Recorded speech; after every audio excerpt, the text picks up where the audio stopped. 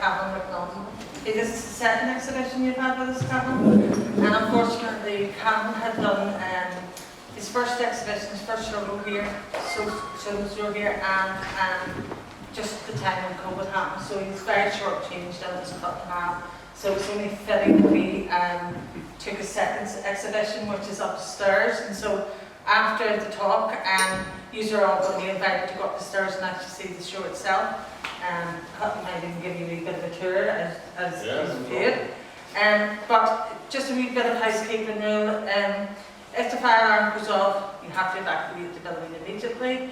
And if you need the toilets, they're upstairs. You go up in the lift, and I'm very, I can't do right. So to your left hand side, and then through the wee alcove, and you'll be able to see it there. But just hand over to you. Yeah, no problem. Thank you. Can you sound all right with the sound, Ben? Yeah, I think this is going on YouTube or something afterwards. I don't know how to hide this. For those interested, it is being recorded. I meant to say that. So if I say anything wrong. Right, which is fitting because of this. So I don't know if any of you have seen the exhibition yet, but as Deirdre said, it's upstairs. And yeah, so afterwards have we look at it. These pictures aren't mine at all, these are Martin ours. So we just came down here because there's a wee bit more room. And so it's not a PowerPoint exhibition or anything, or talk. This stuff's just going to be running in the background. Just a quick show of hands, who has actually seen the exhibition or the pictures that are in the exhibition? Okay, not that many, so that's actually quite good. And who has read the blog, which I'm guessing none of you have then, about the pictures on my website? Yeah, right, okay. You have, you're my son, you've read it. And he had said that he was going to heckle me at some points as well. Okay, so we'll give you, that's good because it allows me to give you a wee bit of background there. So the name of the exhibition is Valley of Tears, but originally the blog that I wrote to go with these pictures was called Bed Sheets and Gaffer Tape, or Gaffer Tape with Bed Sheets. And so to give you some background, I was the chief photographer for Reuters news agency in India, and there was something that always drew me to Kashmir. We had our photographer up there, and whenever I would see the pictures coming in, there was something, I felt a real connection with the area. And because I could see so many similarities to growing up here in the north of Ireland as well. So to give you a very quick rundown of what I'm meant to be sitting, I think, Ben, aren't I? Am I okay? Yep. Yeah. To give you a quick rundown, Kashmir is a region in the northwest of India, and one half of it is in India and the other half of it is in Pakistan.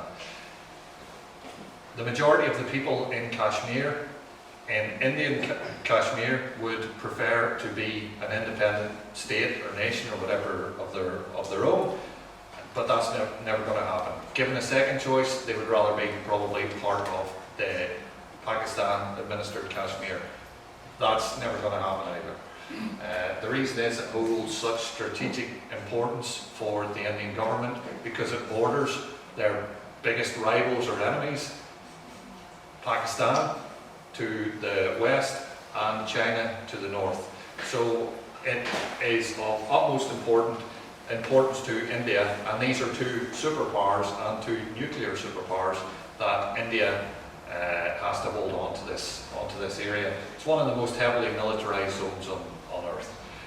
So you can understand that if you are from, and it's vast majority Muslim in a country that is vast majority Hindu.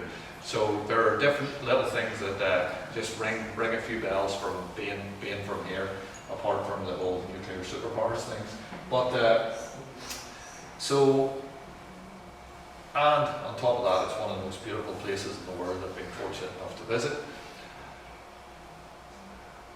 So it was important for me to go up and see the area myself and take photographs and see what it was all about, and to have a chat with our stringer or photographer that was up there.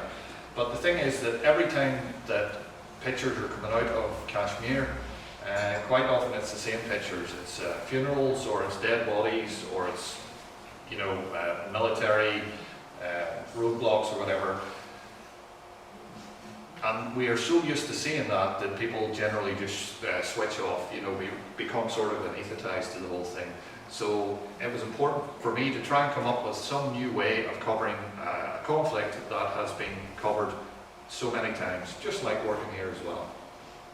So I had this idea that I would take a series of portraits. That's what I wanted to do, of both sides, because I could see the similarities between the militants, freedom fighters, whatever you want to call them, and the military on the ground. They were young men, they had their own aspirations, they came from similar areas, and just by the flick of a coin, or the toss of a coin, they were put on one side or another. And quite often what I found out was that there was members of the military and militants within the same household. Quite often the young men would go to the military because it was the only opportunity for a job. So it's a very complex, it's not just a clear-cut thing. So whenever I was there, you can imagine trying to set up these pictures is very difficult as well, and you can't do that on your own. So what you have to do, if you're from outside, is you need what is called a fixer, and that is somebody on the ground who can get you, who has contacts within the local community, and who can get you into, or access to, areas that I wouldn't be able to otherwise, just walking in my own as a stranger, as a foreigner. So I used a local guy on the ground, and he, through his own contacts, he was able to make contact with the militants, freedom fighters, and open up a channel of communication and to vouch for me, basically. So the whole time, well, this is, I think this was shot the third or fourth time I was in Kashmir. So, of course, as soon as you land in Srinagar, which is the area this is, you have to fill out a form saying where you're staying, what you're doing there, your mobile number, everything. Even, I think, the name of your father and the name of your mother, so they know everything about you, and they know where you are at all times, or they want to know where you are at all times so they can get a hold of you if they need to. So the whole time I was there, I was being followed or tailed by undercover and not so undercover policemen. I can remember I was staying in on a houseboat on Dal Lake. That's where most people stay in Srinagar, and I got off the water taxi, or the Shikari, I think they're called, to go into town and start my work. And these two guys come over to me and they started chatting, and, you know, just, oh, hello, are you enjoying being here, and do you like our country, and such and such. And then I get into the waiting car of the guy that was helping me out, and he says, that's the military, they're here, and they're just checking up on you. And then I ended up seeing different people at various times who would just stop and be asking me questions and being all friendly.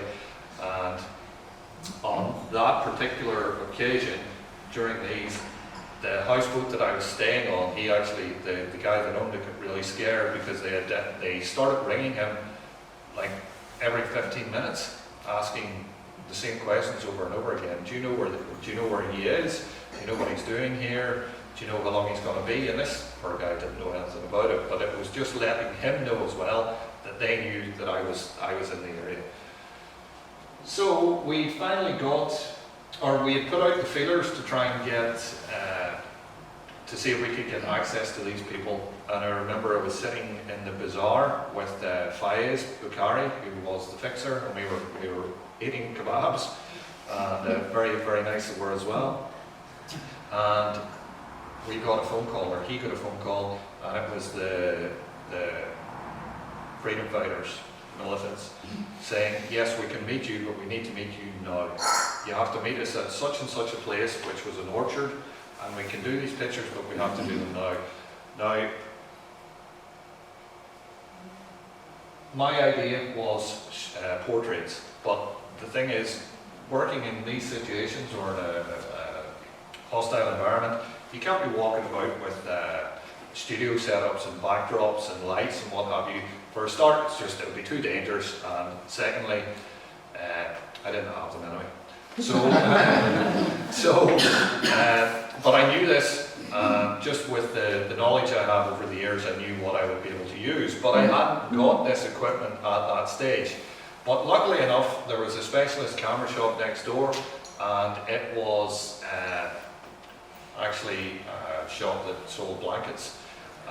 So I went in there, got a blanket, you can see it, you'll see it in a minute or two, or a sheet, a bed sheet, and I had a roll of gaffer tape, which I always take with me everywhere I go when I'm taking photographs. That was weird if I had gaffer tape in the night out, that would be kind of weird. But anyway, right, so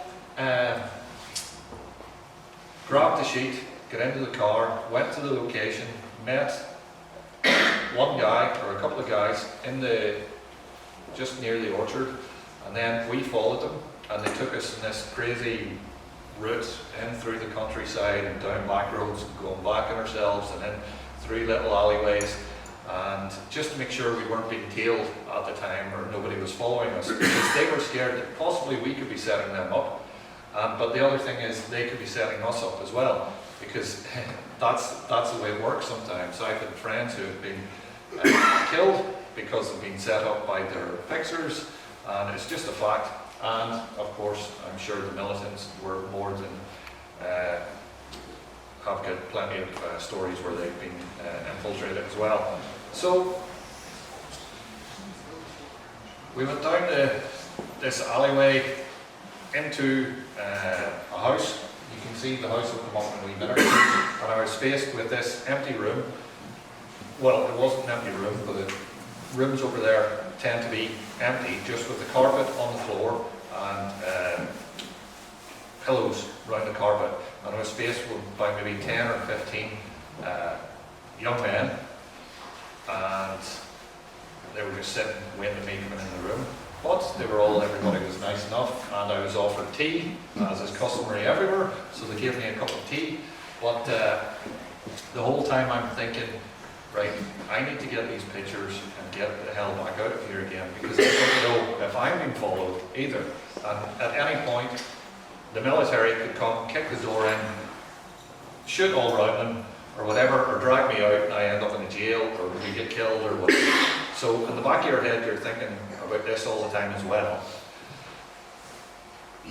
So I'm looking around as we're exchanging pleasantries, trying to think, where the hell can I take these photographs? I need to get out of here quickly. So the only place I could see was the wall. There was a wall behind me.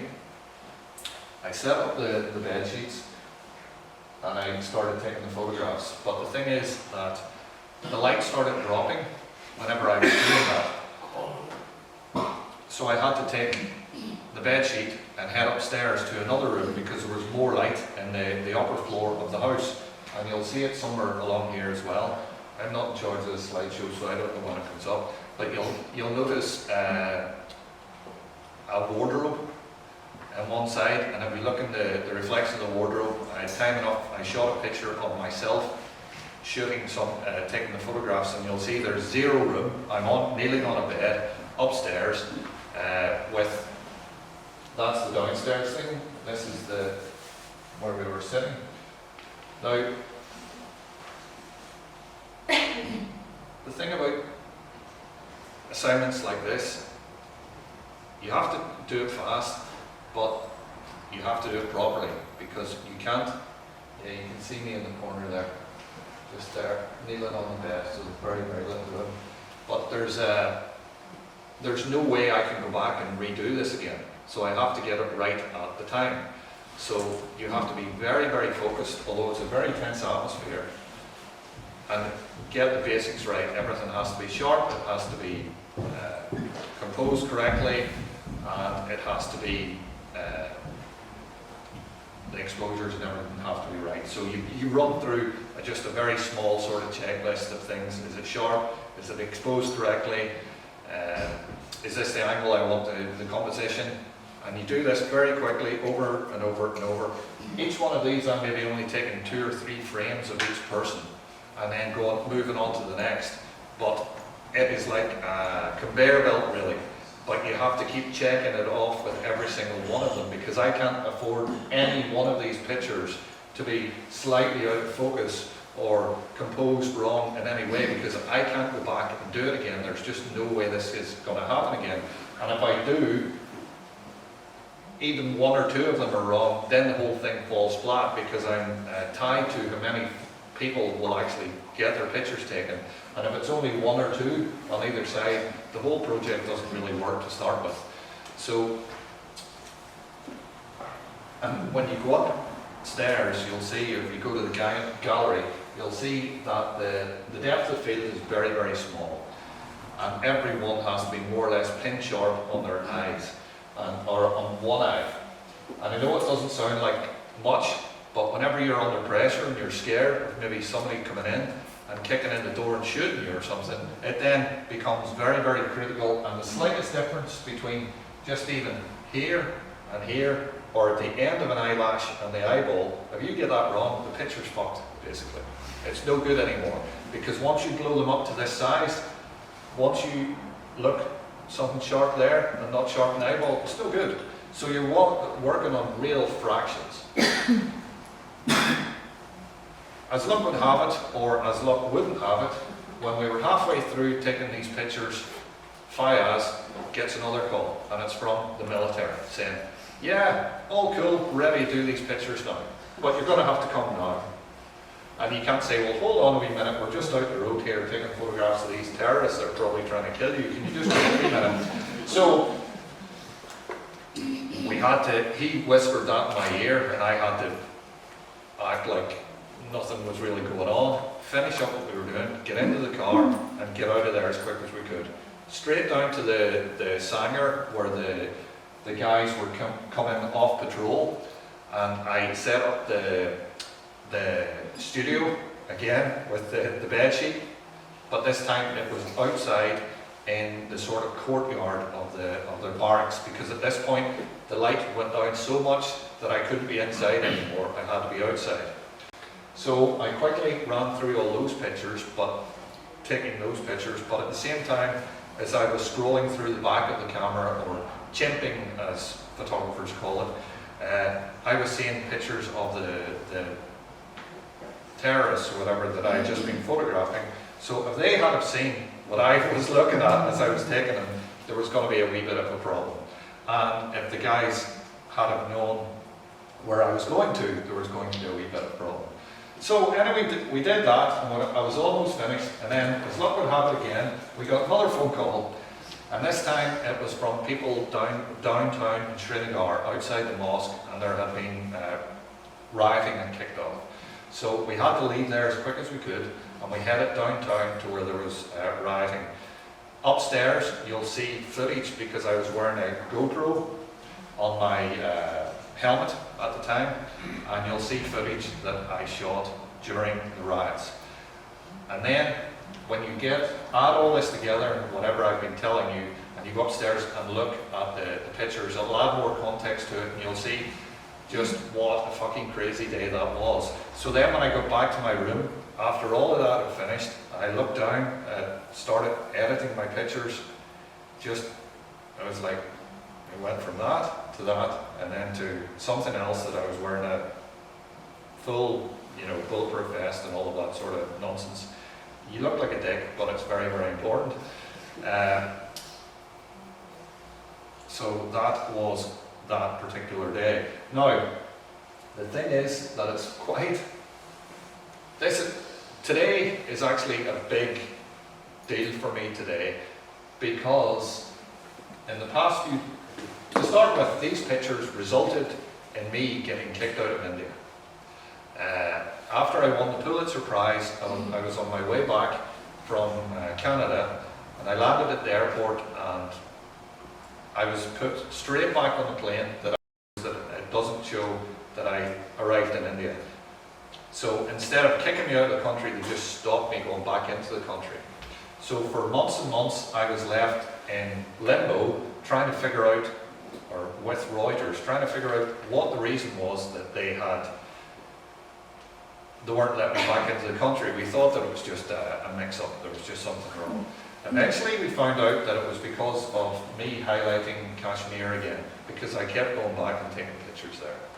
And so, you've got to remember at that stage I lived in India, my house was in India, my job was in India, my partner at the time was in India, all my friends were in India. My fucking motorbike was in India. Right? So, I'm not allowed to step foot back in India again. Around the same time, my mother was diagnosed with Alzheimer's. This happened just around exactly the same time. So Reuters kept offering me sending me to different locations around the world while they were trying to figure this out. And this went on for months and months. And eventually I couldn't take it anymore. And my mum had just got sick. And I said, right, fuck it, that's it. I'm taking control of the situation. I need to leave this. I'm coming home. And I'm going to spend time with my family, with my son, and my mum while she's still around. And I spent the last 3.5 years, 4 years, back home, in the Glens, with a dog. I got my motorbike back, but not taking any photographs. So I wasn't taking any photographs at all. I didn't have a camera for a long time, and I needed to decompress.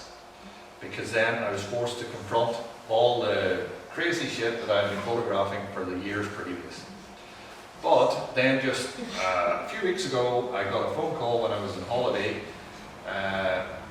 from an old friend, or an old colleague who was back in India, asking me if I would take up a job in Frankfurt. And of course I said, no chance. So at that time I was thinking about getting pigs and chickens. And then he rang me again a couple of weeks later and said, listen, this is what we're offering, blah, blah, blah. And then I was sitting at the table with my mum, and my dad was in the kitchen, and I was chatting to my mother, and she said to me, I was chatting to my mum, and then my dad was in the kitchen, and I said something to her. I can't even remember what it was. My mum turned to me and said, she started laughing and goes, how do you know him? What's your relationship with him? And I goes, Mum, that's my dad. And she started laughing, and she was laughing, and she was like, oh, right, okay, I knew you must have known each other. And I goes, and you're my mum. And she started laughing her head off again. She goes, really? Oh, that's amazing. And started laughing her head off again. And at that point, I realised that there was no need for me to be at home anymore. That my mum was happy enough where she was, in her own place, and whether I was there or not wasn't going to make a big difference anymore. And that's when the job offer came the second time, and I started thinking about it and said, yes, actually, this is something I do want to do. And it just changed like that. Literally like that. I walked out of that house, and it had been the biggest boot in the balls I have received since getting a boot in the balls. So in one of these locations. And at that point, I said, right, okay, and I spoke to my lovely partner about it and whatever, and we decided that was it. So now I'm heading to Frankfurt. But anyway, that's what's been going on with me. What about yourselves? So yes, sir. Well, I'm not visually impaired. Photographer. Yes. I've been taking photographs for 55 years. Yes. From the age of 7. Now, the difficulty I have now is what you were talking about, getting things in the shot. Right. Because I can't see it. So I rely on autofocus, hope for the best. Right. So the only words of inspiration. I know lots of photographers that do the same thing. Rely on autofocus and hope for the best as well, but not being smart, I use autofocus all the time. Yeah. All the time, and I have done from the moment that I started using digital cameras. So I would just keep using autofocus and rely on I suppose you can hear the beep or you can see the flash inside. Just, that's what I would continue doing. Okay. So I don't know if maybe Deirdre, do you want to start taking questions or anything now, or whatever?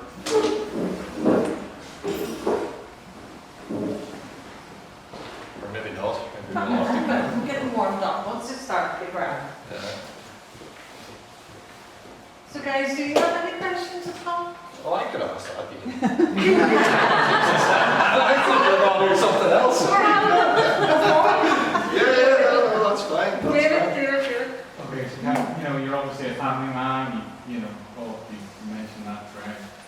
And you have a career that a lot of us here with envy, I suspect. How do you deal with that fear factor in these real high risk environments? Well, you of course, you'd be an idiot if you weren't scared in some of these places you're in, but it's all about controlling that fear as well.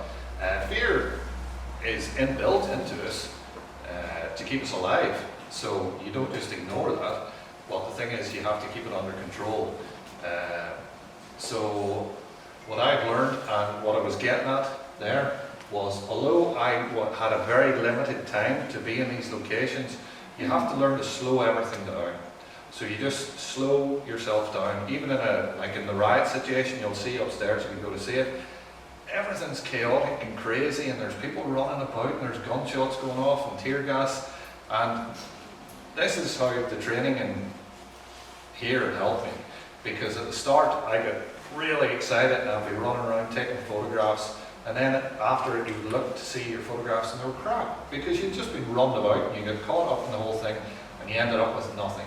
So the thing is to slow down and just start picking things off very slowly and methodically. Because it's better if I get one or two pictures from a situation like this than get none. You know, so I don't know, but that comes over time. Because it's very easy to get caught up in situations, you know, when the excitement and the adrenaline gets going, so you have to learn to sort of slow things down.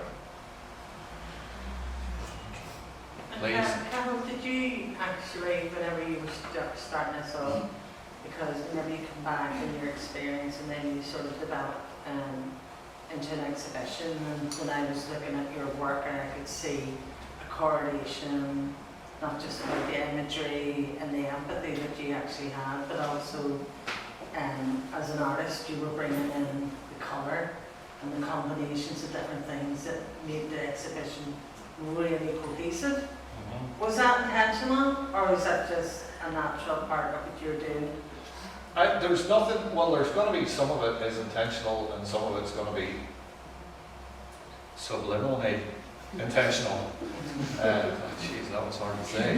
But yeah, so I had this in my head before I shot it, and I knew what I wanted these pictures to look like. So but until you get to and see the people and see what they look like or what the room's like, whatever, you don't really. There's a lot of thinking on your feet you have to do as well. But it's controlling the controllables. And so I could control the backdrop, and I could control the focal length that I was shooting at, I could control the aperture I was shooting at, and the angles that I was shooting at. And once I had all of those things done, then we could start moving. You know, you have to be a wee bit more fluid. But yeah, it's not like I just went in here with a bed sheet and stuck them up and started taking photos. I did do that, but I knew what I wanted to do to start with. Yeah, but that's what, I suppose the reason I'm getting at that's not what you'd expect a photojournalist to do. And you were being a photojournalist at the time, could go in and capture an honest truth or a moment in time, but yours was, there's some depth to your work that you don't necessarily expect from somebody from your job, your type of job. Yeah, well, that's. So the reason that I did this is because most of the time, even you would see it in the Troubles here, that the pictures you see or you saw coming out of here, they were all similar. They all looked the same. That's not debasing any of them at all, but they all look kind of the same. And if you're looking at that every single day, then it can lose its impact.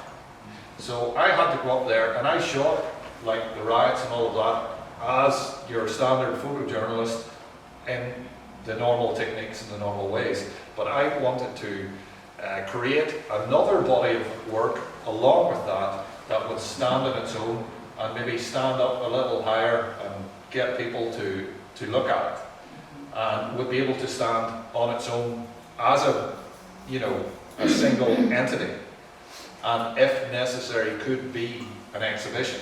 So I did have that kind of in my head when I was taking those photographs. So, but see, to do this, the amount of thinking that goes into an assignment like this, I don't just get in a plane or something and arrive somewhere,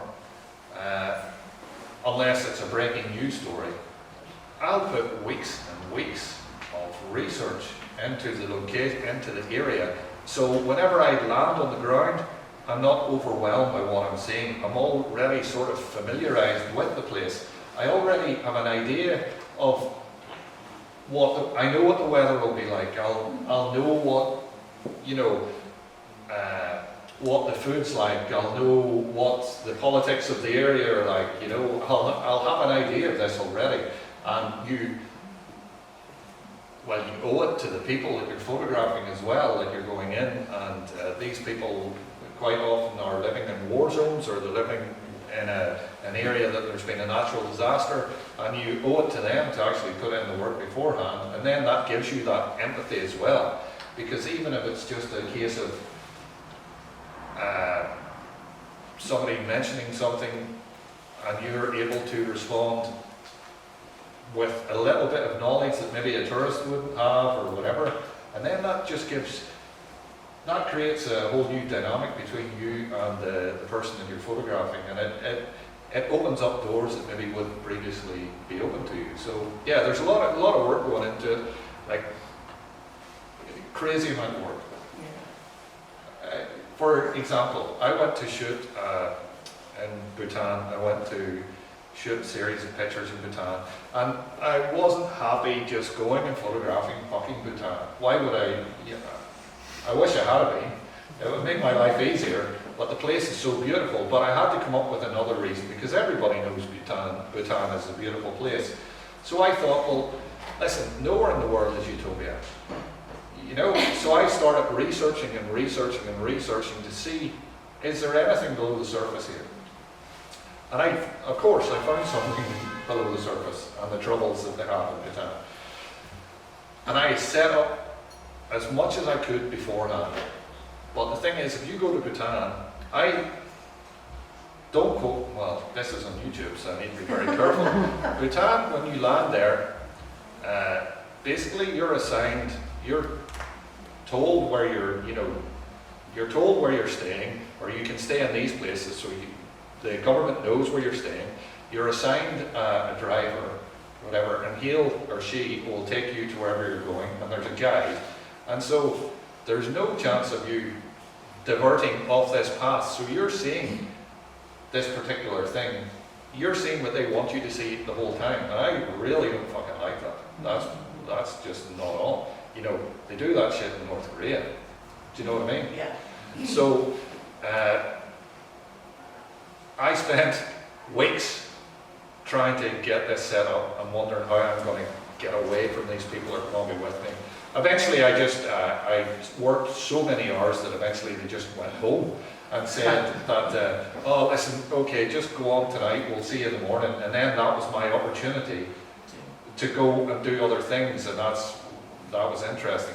But for the first 3 or 4 days I was in Bhutan, I didn't take one picture, because the meetings and things I'd set up all started falling through. And can you imagine telling your bosses that you're in Bhutan and you haven't actually taken a photograph for 4 days? I was having fucking panic attack after panic attack in the hotel room. I'm not even joking.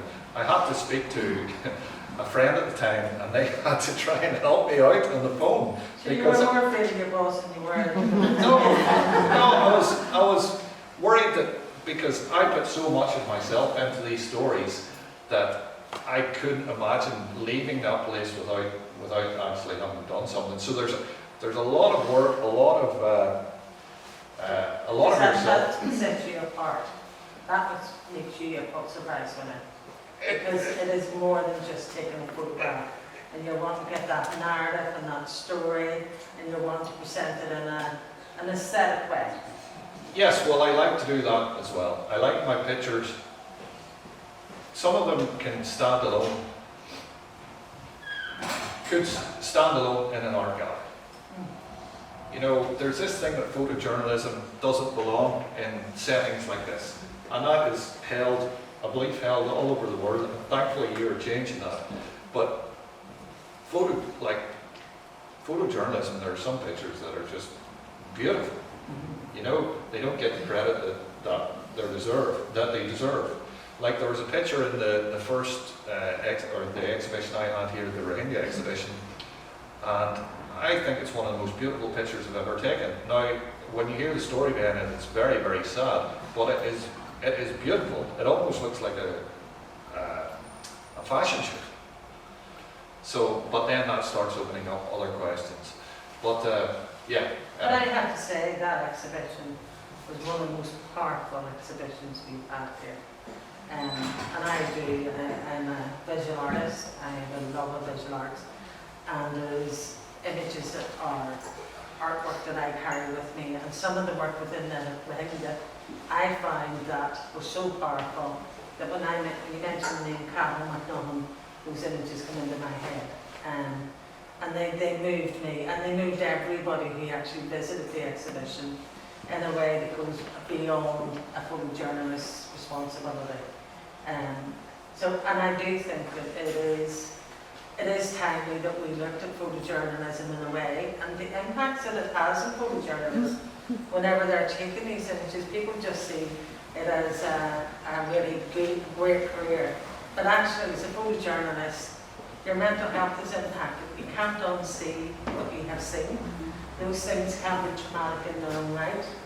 And you have to learn to deal with it in a different way. And yes, there's the fear factor, but it's also the carrying of those images. And it'd be interesting for you to maybe unravel how you deal with those images, because some of them are difficult. Okay, yeah. Well, the thing is that over the past 3 or 4 years, when I stepped off the roller coaster, then I had to confront, these things confronted me, everything that I had photographed and observed and witnessed in the past. Now, you can go through your whole career and maybe never do that because you never get off the roller coaster. But eventually, these things have ways of manifesting themselves into your life, whether it be issues with substance or alcohol abuse, mental health issues, relationships breaking down, all of those things, you know. And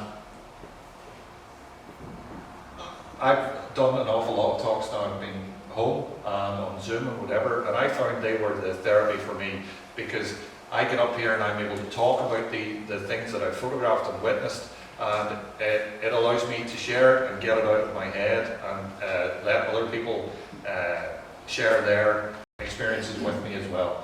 So it's extremely important. Like, I'm not up here, I'm not a mental health expert, but I have been doing a lot of, I have worked with WAVE and different trauma organisations and things, just to, even anybody here now, the most important thing I could say is don't, you know, if you have an issue in your life and it's causing you some sort of mental distress, talk to somebody about it. The best thing you could do is just share it with somebody. Like, it's the thing that's made me feel better. But yeah, you can't, people will ask, how can you photograph these things and not feel anything? Well, that's bullshit. You know, you have to feel something, but on the other hand, you have to be able to do your job as well, because I'm not doing these people any favours if I'm a bag of nerves or crying all the time I see something, because I'm not doing my job to start with. I'm not highlighting what is happening there. So you do have some sort of a barrier set up, but it's important not to keep a barrier there at all times. You have to be aware that you still have to deal with these problems and talk to people about it. But it's becoming more prevalent now for photographers or journalists or just Or people, men, or men, especially men, to talk about mental health issues. You know, and I think I would be the first to talk about it. It's very, very important that we discuss things, and you know, we deal with all the health of our body in all other ways. Why don't we deal with the health of our brain? Do you know what I mean? Can I bring in a couple of audiences in? Yeah. Do you want to ask first?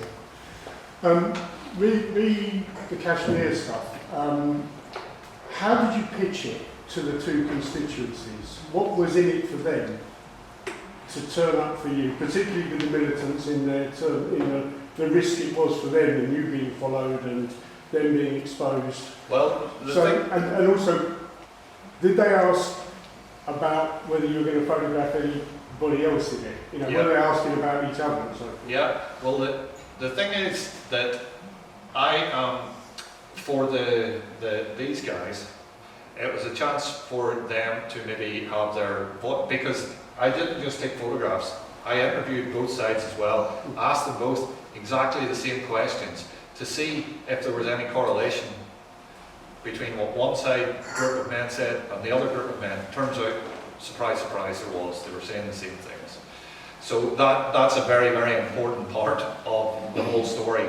They were interviewed now, and they wanted to get their opinions across for the militants. It was an opportunity for them to get their voice heard, because they have very little chance to have their side of the story put across, especially in a country like India that is so heavily censors the media. So, and for these guys, they just kind of did it, I think, because their superior told them to do it. And because Reuters is such a well-known and prestigious agency that very much just runs down the middle and generally doesn't fall on one side or the other, which isn't always the right way, but that's the way it is. And so there's a lot of trust there as well, because not any agency or any newspaper could do these things. They wouldn't be allowed and they wouldn't be trusted. So they trusted the guy, the fixer, Fayaz, and they trusted. I had already sold him on what I was wanting to do, and they trusted him, and then we were able to get these photographs. Now, I did not tell the militants that I was photographing the army, and I did not tell the army I was photographing the militants. You can say whatever you like about that, but that would have been really fucking stupid, because I would be in jail or dead, you know. Maybe not as extreme as either of those, but they're the extreme sides. Did they ask? If they had, there wasn't time for them to ask. It all happened so quickly that they're like, I wasn't hanging about chatting to these guys for too long. Can I ask, David, you had your hand up. Similar sort of vein to that, I suppose, is that you talk about feedback from the military as in the kick country. Or the other side, were they ever aware of what you actually published or what was done on their behalf? And did you ever get any feedback from that direction? Yeah, well, I wouldn't say I was doing it on their behalf. I wasn't doing it for them. I was just highlighting what was happening in the country. So I know that sounds like I'm being a bit pedantic, but it's a very clear distinction. I'm not doing it for them, and I'm not doing it for the military. I'm doing it because the world needed to see what was happening. And then they can, it's not for me to tell people what to think. I just present what is there, and then they can think for themselves. But yes, they would have seen where it was published. Yeah, because some of, they've got Facebook. Some of these people friended me on Facebook and stuff. That's the word we're living in. Don't go to the US. I think I check before you go in. Yeah. Do you know what I mean? You were about to answer the question. How did you lose the people that were following you? Well, I don't know if anybody. Oh, The special ones? Oh, Are we going to learn from this? I have no It's on idea. YouTube. I have no idea. Okay. Do you want to, sorry? Yeah, just I want to know, were there any consequences for the people who helped you that you're aware of after you were not allowed back? No, and that's very important. Well, there was no direct consequences between me and these people because I didn't give away their identity, and that's why they're all masked as No, well. I meant for the But- people who assisted you. Like No, your Fayaz, no, he's a fixers. very respected journalist in Kashmir, so absolutely not. No. No, and if there had been any chance of that, I just wouldn't have done it. Oh, 100% wouldn't have done it. Yes, sir. Can I ask you, explore a little bit your relationship with the East and India? Did you, when you were sent to India, was that the first time you were there? And did you go there because you were sent there or because you wanted to go there? How many years were you in India for? And are you still at present barred from going to India? Am I still what, sorry? Blacklisted from going to India? Yeah, as far as I know, I haven't got in touch with them recently to find out. I don't want to go back and find out, to be honest. I was in India before this happened, about 3.5 years. Yes, it's a country I was interested in seeing, but it was I worked for Reuters here in Ireland, and they sent me elsewhere. But that's how I got that job. Is there any other questions? What lens did you use? For this, Yeah.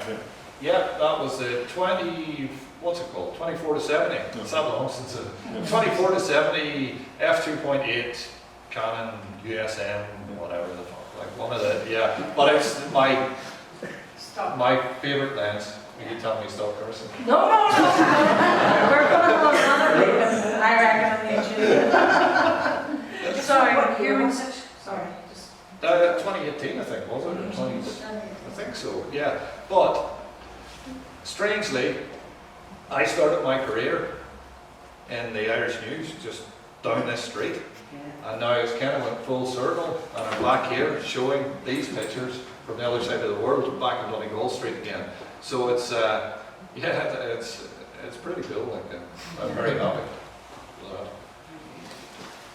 So it's very clear that you're showing the militants on one side facing one way, the soldiers facing another way. Yeah. Is that to mirror each, or to show them in conflict? No, it's so this is. There's a couple of reasons. It was for, I knew how I wanted to compose. I was thinking about if they were ever hanging or anything, but it was also to show the opposing, conflicting directions they're coming at things, how they see things. They're seeing, or you would think they're seeing things from a different point of view, a different perspective. So that was key. That to another way of differentiating themselves is that they're looking in different directions. Now the similarities is that they were all men of around the same age. They're all in some sort of costume, and they're all masked. You can't see their faces, and they've all got weapons. Although some of the militants don't. They didn't. Not thankfully, they didn't have guns with them or anything. So there was no photographs of them with guns. If they had, yes, there would have been photographs of them as well. But it's just to show how just similar the whole thing is. And Final question, have you any regrets? about shooting this? No, about the work that you've been doing, not just No, not at all. And to be honest, the trouble the price I had to pay for ultimately these photographs, it was a very big price, but it was one that I am very glad that I was given the opportunity to do, because over the years, you're taking so much from people, and you're asking so much from this person, or you're asking so much from, like,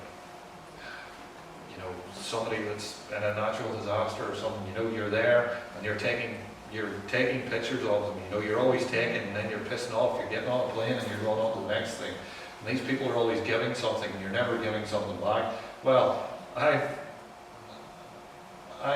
I face a lot of consequences for this, and that's fine. That's why I do my job. But you're getting something back. Well, yeah. And you're exposing it and you're putting That- dialogue around it and it's I'm happy just, that people here are here, and maybe somebody will have a look to see what's happening in Kashmir now. They'll go and make up their own mind. Then it's worth it, you know. But it's also you giving something back again, because you are making that contribution. Oh yeah. Well, yeah, I suppose so. But yeah. Okay, folks, what we're going to do, we're going to wrap this up now. Right. But we are going to give you a tour of the exhibition upstairs. So there's two ways you can access it. One is going around the corner here and a lift, but also you can go up the stairs, and it's right at the back of the building, but you'll see us going. And if you want to, you can help yourself to a drink and take that with you as well. But even if you haven't seen you've seen these photos, I'm fucking sick looking at these photos at this point. But it's worth just seeing the video. And just No, it's worth seeing the show. it's worth seeing the show. On a screen is nowhere near as good. It is a lovely and It is, beautiful, it's beautiful. it's a beautiful exhibition. Yeah. Our audience have really engaged with it and have really, they've talked to us afterwards and have said how important they think it is. So I think everybody will enjoy it. And one last thing, could I just thank, this is so contrived, but it's true, Deirdre and Belfast Exposed for giving me the chance, especially way back with the Rohingya stuff. She's always been super kind and went above and beyond with different things, and that has helped me out on a personal level, mentally and everything. So thanks a lot, and hopefully sometime we'll see another Irish photographer or whatever here. Yeah. You know, yeah. We'll be back.